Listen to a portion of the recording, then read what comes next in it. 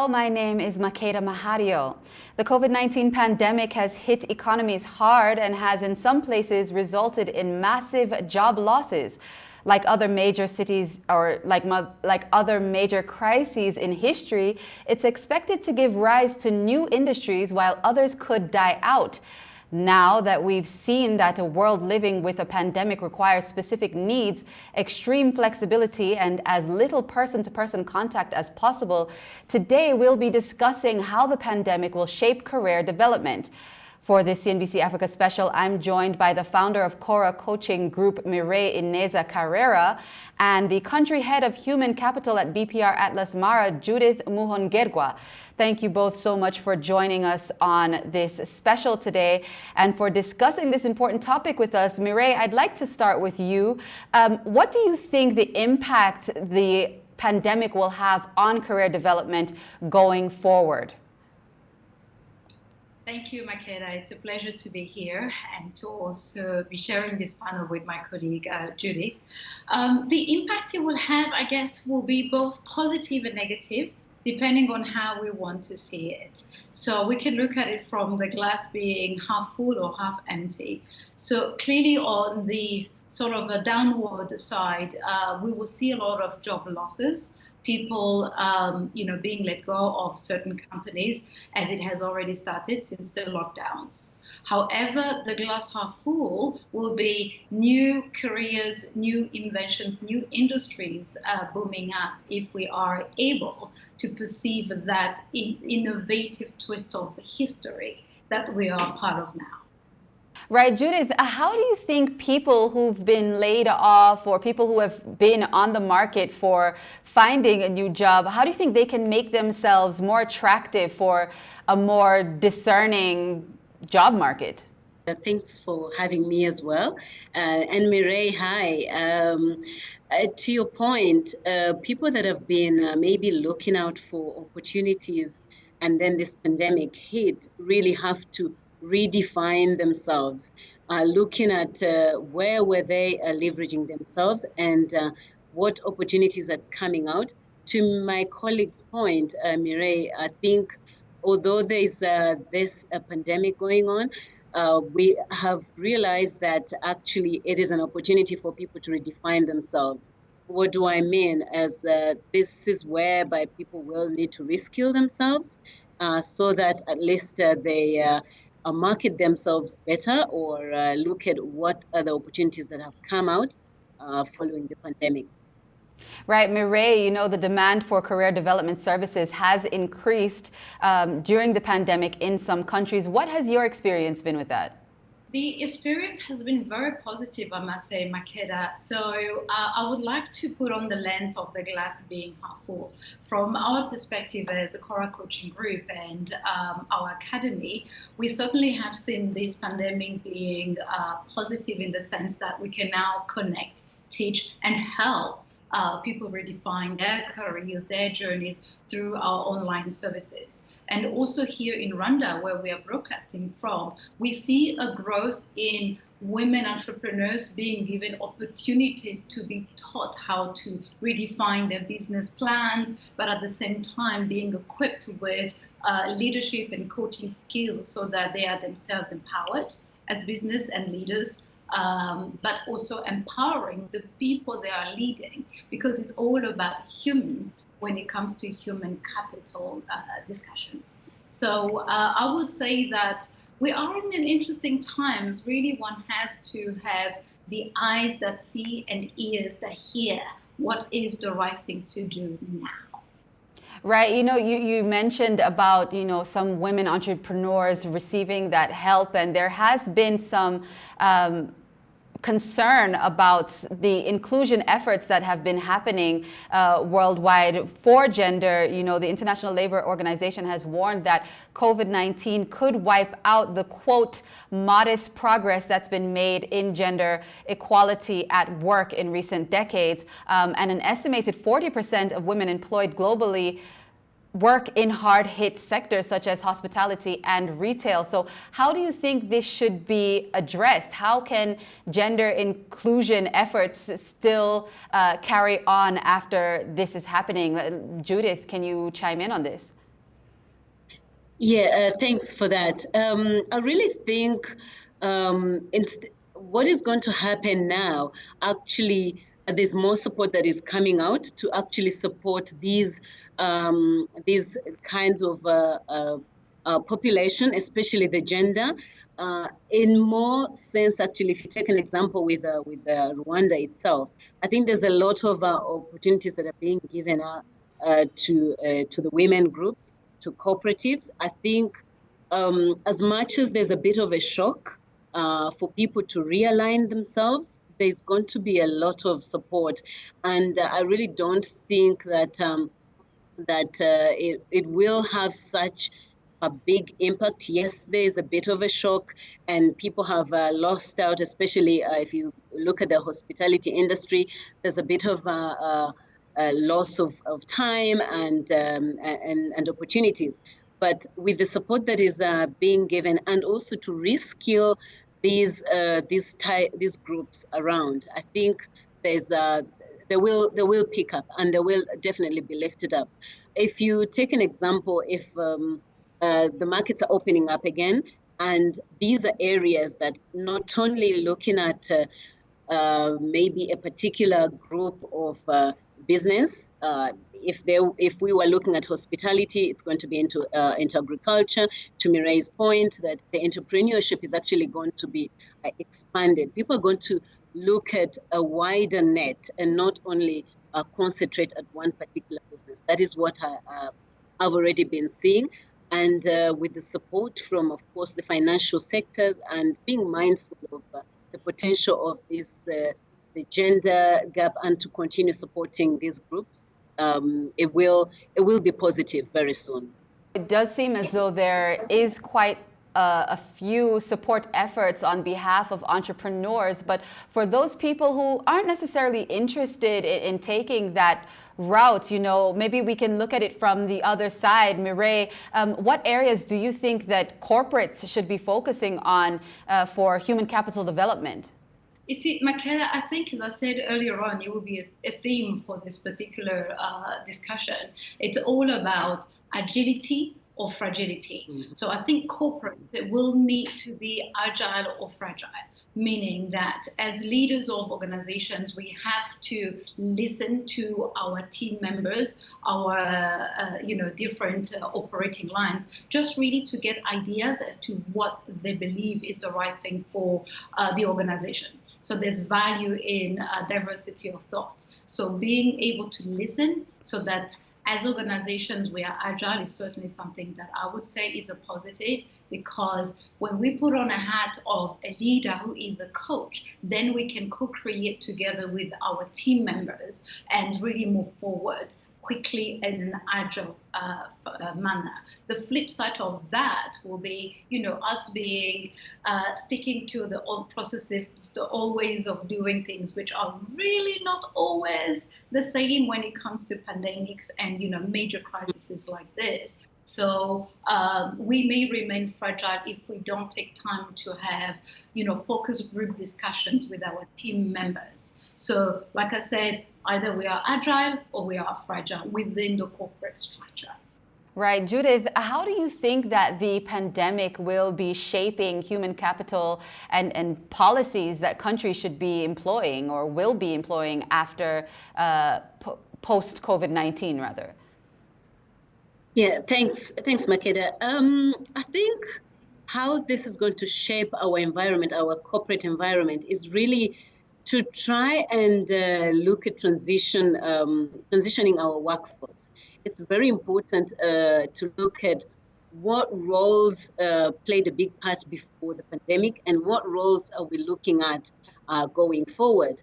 When I talk about transitioning the workforce, what are those skill sets that are lacking? With the pandemic, I think we have moved so quickly into using a lot of digital fronts. So really, we're trying to look at how do we transition this workforce, and also try to include or to make sure that the corporates really facilitate their managers to learn new skills of, for example, leading change, managing in a crisis. This has been a crisis that actually to most of the corporates has been very new. If it has happened before, it's been the corporate members that are in now are perhaps young, that this is very new to them. But guess what? This is not going to be the end of pandemic. So I think the way this is going to change is what kind of policies do we put in place?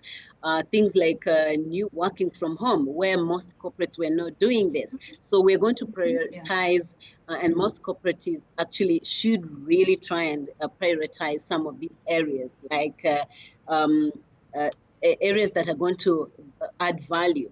Managing remote working employees that cannot work from the office. So this is really new to some of the corporates. So some of the policies are really going to change around that. And also, I think one of the key things that also Mireille touched on is the corporates are going to have to really have a collaborative approach. The human capital or human resources department will have to have a collaborative approach, that business mindset that that will be encouraging the business departments or their employees, so that we're able to really to be that agile rather than being fragile.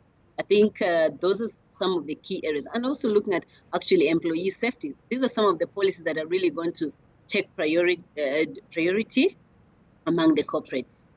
Mireille, Judith touched on people working from home and more of that work moving in that direction. As of last month, 69% of workers in Africa resided in countries where workplaces are required to remain closed in certain sectors. Mireille, what are the challenges and opportunities that you've identified of remote work as far as productivity is concerned?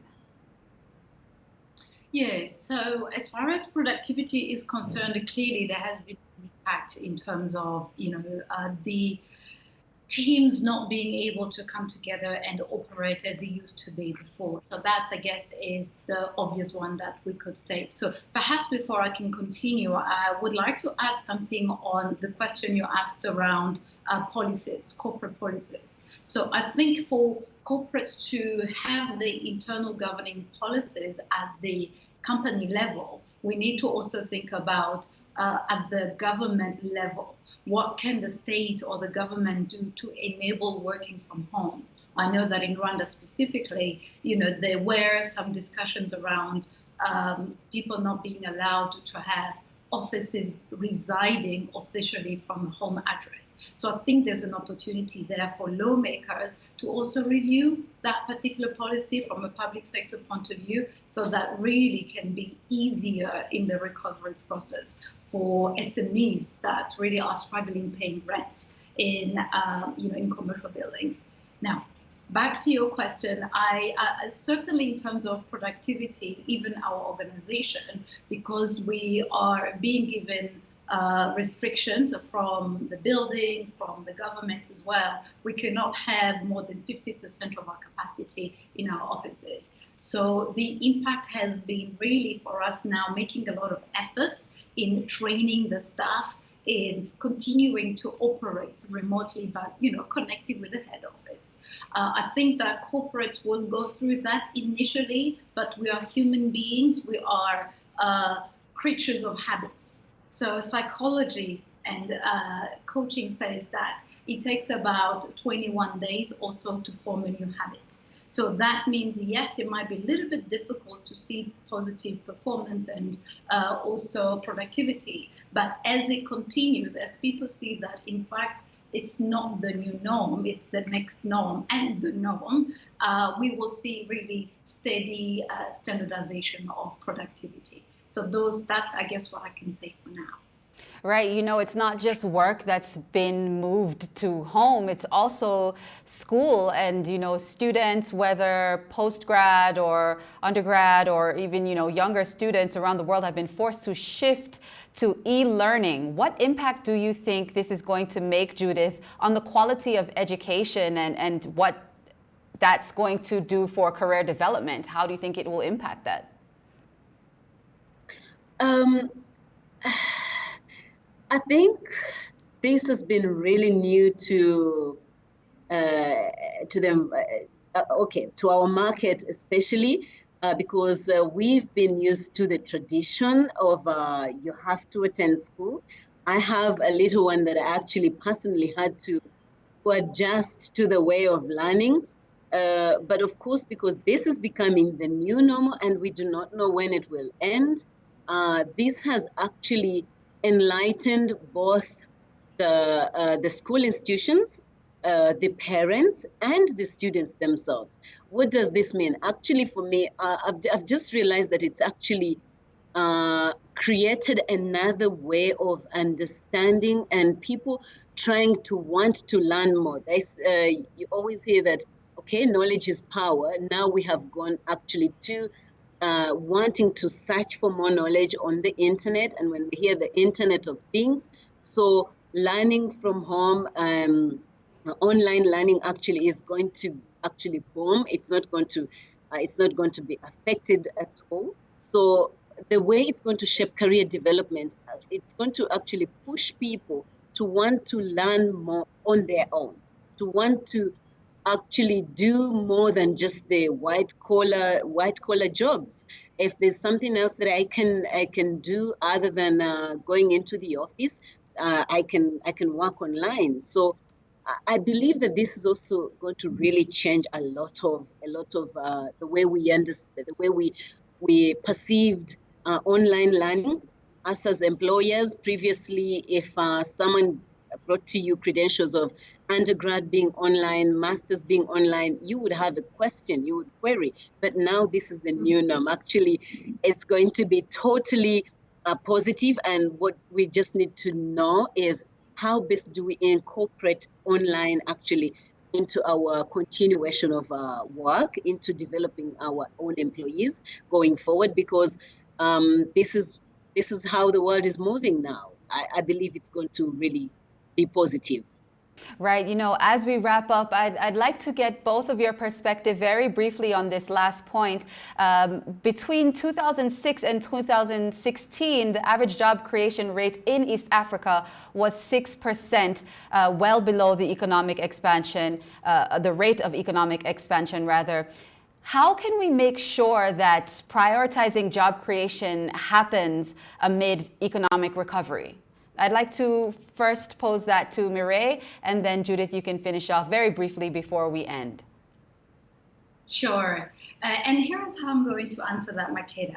So when we go back to the very last pandemic that hit the world around, in the early 1900s, even with the Great Depression in the early 1910, I was looking up online. There were new industries and new jobs that were created. And some of those, we take them for granted now.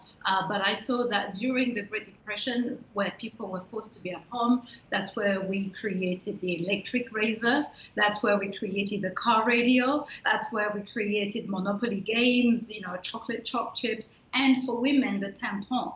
All of those things were created during harsh, difficult times.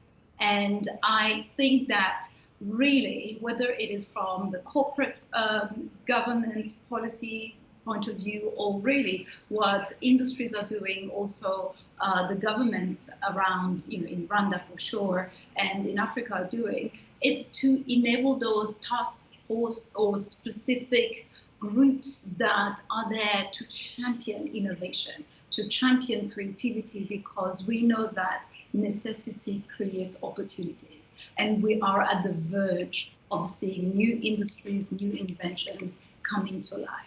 Let's just be open to see those opportunities, which will really balance out those that are going down. So it's how history goes. Now it's on our watch. Let's just have those eyes to see and the ears to hear what's really happening here. Right, Judith? Thank you. Yes, thank you. I think I will really look at this in just three key things. We have been home. We have had the opportunity to work from home. Those that have had time to rethink about their career development have had to redefine themselves. And what does that mean? They will have to reskill. We will have to reskill ourselves. And of course, with that, we will get redeployed, or we find opportunities for ourselves. I think in 3 short words, we will have to redefine, reskill, and then get redeployed or employed. Judith, thank you so much. I like that. Redefine, reskill ourselves, and of course, championing innovation. I think that's a great place to close off this conversation. I want to say thank you one more time to our panelists, Kora Coaching Group founder Mireille Ineza Karera and the country head for human capital at BPR Atlas Mara, Judith Muhongerwa. Thank you both so much for joining us on this special that you've been watching. This has been a CNBC Africa special. We've been discussing the impact of COVID-19 on career development. Hopefully the outlook is as optimistic as the discussion has been today. My name is Makeda Mahadio, and we'll see you the next time.